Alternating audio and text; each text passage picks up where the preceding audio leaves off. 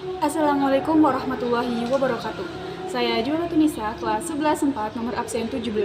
Oke, jadi kali ini saya akan membahas materi tentang sifat gelombang bunyi. Ada dua sifat gelombang bunyi. Yang pertama, pemantulan bunyi. Yang kedua, difraksi bunyi. Pertama, pemantulan bunyi. Ada dua hukum pemantulan bunyi. Yang pertama, bunyi datang, bunyi pantul, dan garis normal terletak pada satu bidang datar. Yang kedua, besar sudut datang atau I sama dengan besar sudut pantul atau R. Berdasarkan jarak antara pendengar dan pemantul, bunyi pantul dibedakan menjadi tiga. Yang pertama, bunyi pantul dapat memperkuat bunyi asli. Yang kedua, gaung atau kerdam. Dan yang ketiga, gema. Yang pertama, bunyi pantul dapat memperkuat bunyi asli. Jadi, bunyi pantul dapat memperkuat bunyi asli apabila jarak antara pendengar dengan bidang pemantul sangat dekat.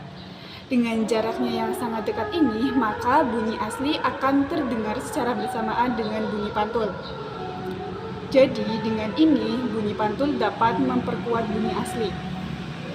Oleh sebab itu, ketika kita sedang menyanyi di dalam kamar atau di ruangan tertutup, maka kita akan mendengar suaranya yang lebih keras jika dibandingkan kita menyanyi di ruangan terbuka.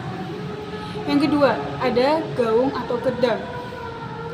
Saat kita mengucapkan kata atau berteriak di dalam ruangan gedung yang luas atau di aula, maka suara akan terdengar kurang jelas. Suara yang pertama atau kosakata yang pertama dengan yang terakhir terdengar jelas, sedangkan kosakata yang di tengah kurang jelas.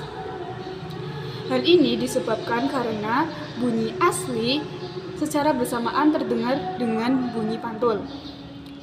Hal ini yang disebut dengan gaung atau kerdam.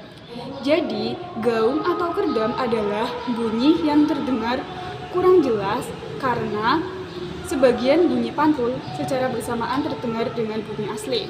Dan yang ketiga ada gema. Saat kita berteriak di lereng bukit yang jaraknya cukup jauh, maka kita akan mendengar bunyi dua kali secara berurutan. Bunyi yang pertama adalah bunyi asli dan bunyi yang kedua adalah bunyi pantul. Jadi, gema adalah bunyi pantul yang terdengar setelah bunyi asli. Untuk mengatasi gaung seperti dinding bioskop, studio rekaman, dan juga gedung konser, untuk dilapisi zat kedap suara seperti karpet, spons agar akustiknya lebih baik. Dan sifat gelombang bunyi yang kedua ada difraksi bunyi. Sebelumnya, apa sih itu difraksi bunyi? Oke, jadi difraksi bunyi adalah pembelokan bunyi karena menemui sebuah rintangan. Jadi dapat disimpulkan bahwa bunyi atau gelombang bunyi dapat membelok atau yang disebut dengan difraksi. Sekian dari saya, kurang lebihnya saya mohon maaf. Wassalamualaikum warahmatullahi wabarakatuh.